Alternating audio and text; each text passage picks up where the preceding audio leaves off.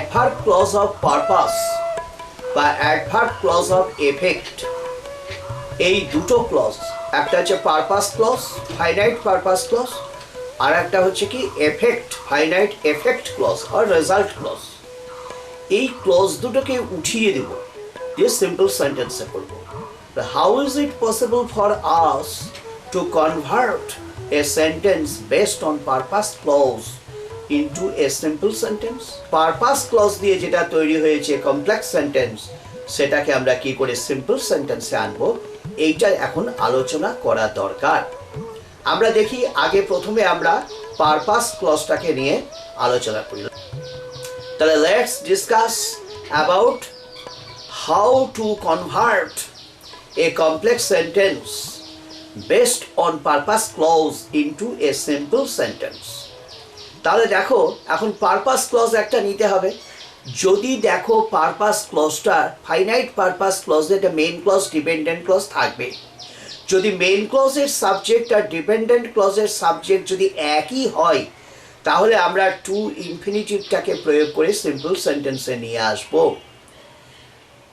কথাটা বুঝতে পারলে যে যদি মেইন ক্লজের সাবজেক্ট আর যেটা পারপাস ক্লজ ডিপেন্ডেন্ট ক্লজ হিসেবে যেটা পারপাস ক্লজটা আসছে, তার যে সাবজেক্ট, এই দুটো সাবজেক্ট যদি একই হয়, তাহলে আমরা সেটা টু ইনফিনিটিভ প্রয়োগ করে সিম্পল সেন্টেন্সে প্রয়োগ করব। যেমন আমরা একটা উদাহরণ দিচ্ছি যে we travel once a year so that we may gain or can gain various kinds of common knowledge. আমরা বিভিন্ন ধরনের সাধারণ জ্ঞান যাতে অর্জন করতে পারি, এই জন্য আমরা দেশে ভ্রমণ করি।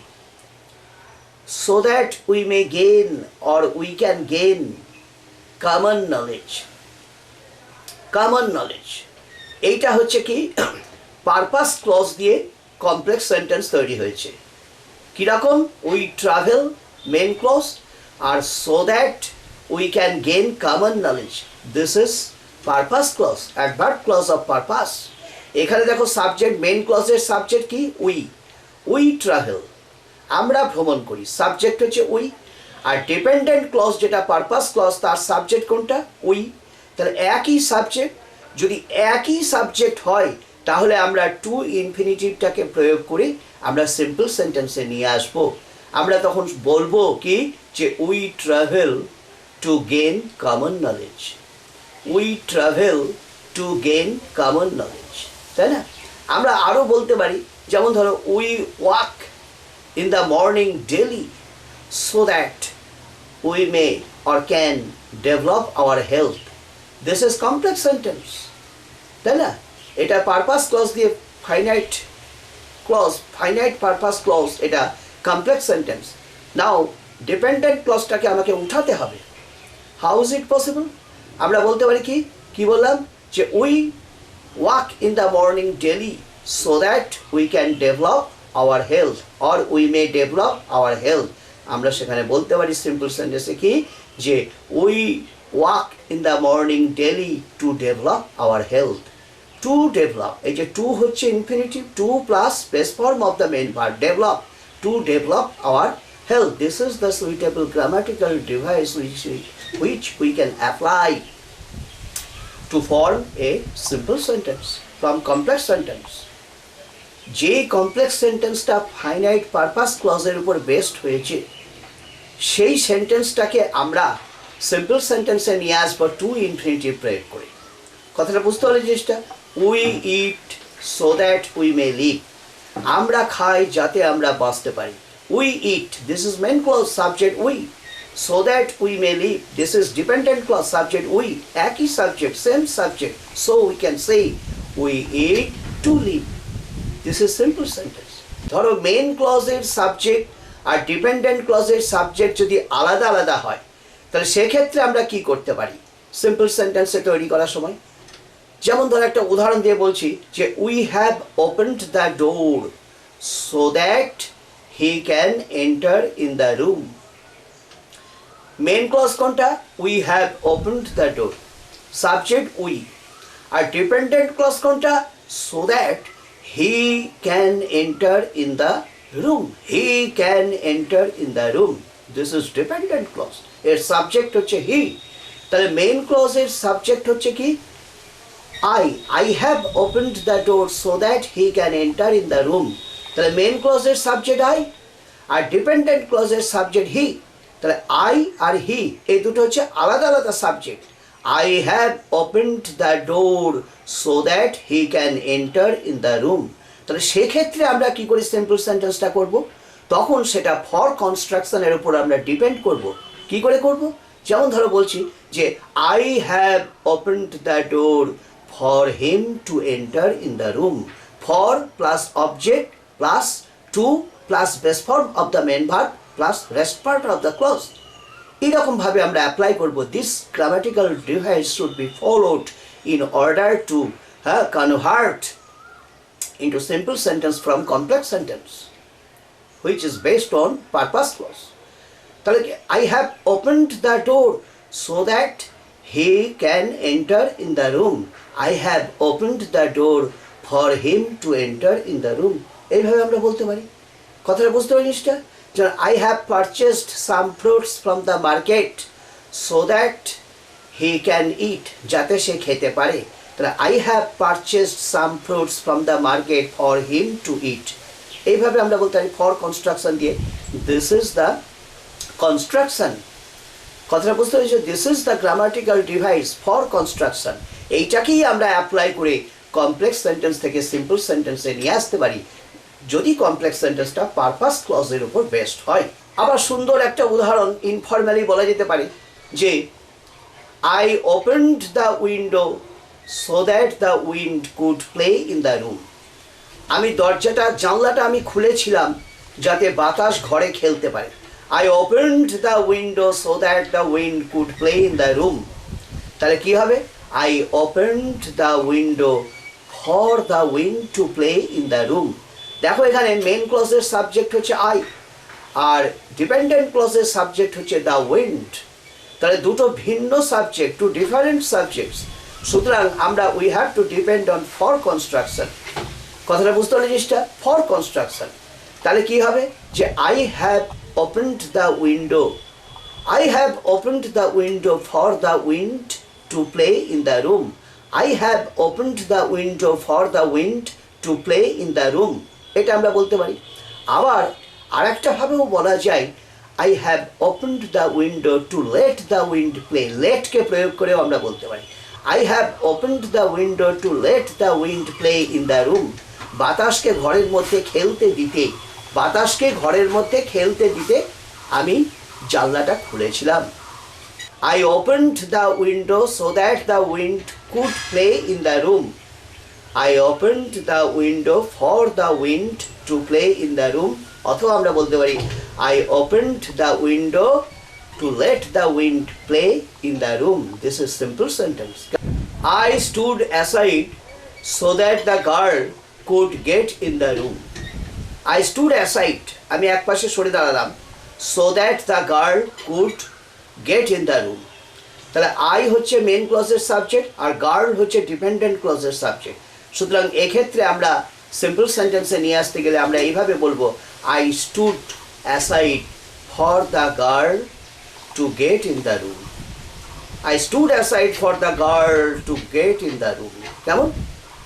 আবার বলতে পারি I stood aside to let the girl get in the room. To let the girl get in the room. বালিকাটাকে ঘরের মধ্যে ঢুকতে দিতে।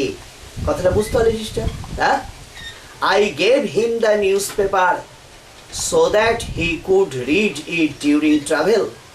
আমি তাকে সংবাদপত্রটা দিয়েছিলাম যাতে সে ভ্রমণের সময় পড়তে পারে, ট্রেন জার্নির সময় সে পড়তে পারে।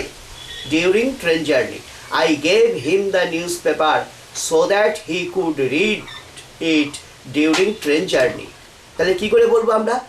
I হচ্ছে মেইন ক্লজের সাবজেক্ট আর হি হচ্ছে ডিপেন্ডেন্ট ক্লজের সাবজেক্ট। তখন আমরা বলতে পারি কি I gave him the newspaper for him to read during train journey. For him to read, আবার to let him read, for him to read. কথাটা বুঝতে পারিস? আবার বলতে পারি দেখো I water the plants. I water the plants in my garden so that they can grow properly. যাতে গাছগুলো সেগুলো সঠিকভাবে বৃদ্ধি পেতে পারে, আমি সেই জন্য বাগানে প্রতিদিন জল দিই। I water the trees in the garden every day so that they can grow, so that they can grow. তাহলে আই মেন ক্লজের সাবজেক্ট আর ট্রি ডিপেন্ডেন্ট ক্লজের সাবজেক্ট। সেক্ষেত্রে আমরা বলতে পারি কি, I water the trees in the garden every day for them to grow, এভাবেও বলতে পারি।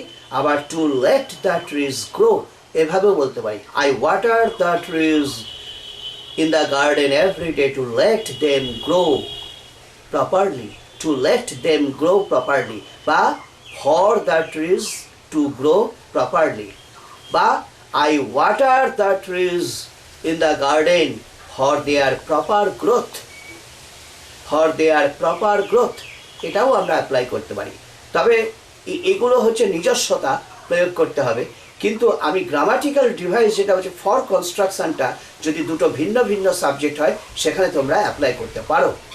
I cook the food daily so that he can eat later, I cook the food daily so that he can eat later. আমি খাবারটা রান্না করি প্রত্যেক দিন যাতে সে পরে খেতে পারে। তাহলে কি করে বলবো?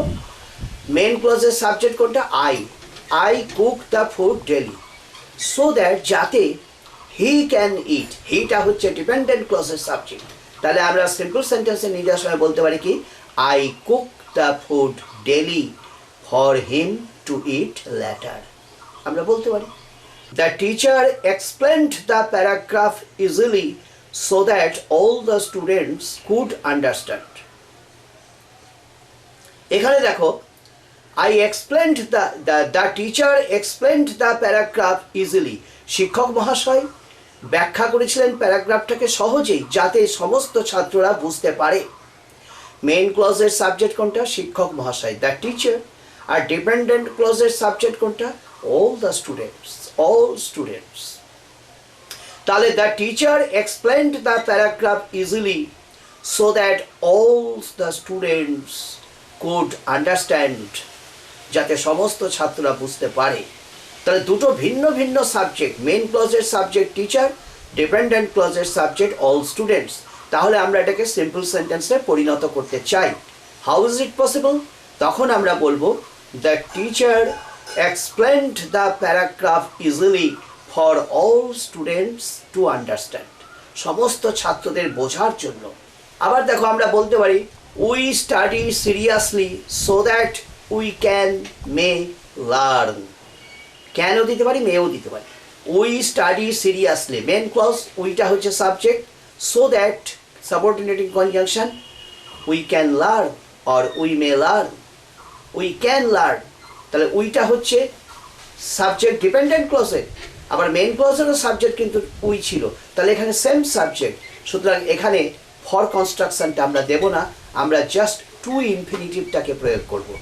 We study seriously to learn, we study seriously to learn, we study seriously so that we can learn or we may learn, we study seriously to learn. This is simple sentence.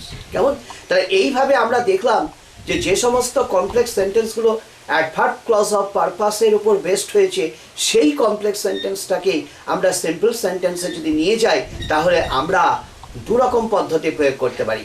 এক, দেখব যদি main ক্লজের subject dependent ক্লজের subject যদি একই হয়, তাহলে আমরা টু ইনফিনিটিভটাকে প্রয়োগ করব। আর যদি সাবজেক্ট দুটো ভিন্ন ভিন্ন হয়, তাহলে আমরা ফর কনস্ট্রাকশনের উপর ডিপেন্ড করব। তাহলে ক্লাসটা আজকে আমি শেষ করলাম। কেমন?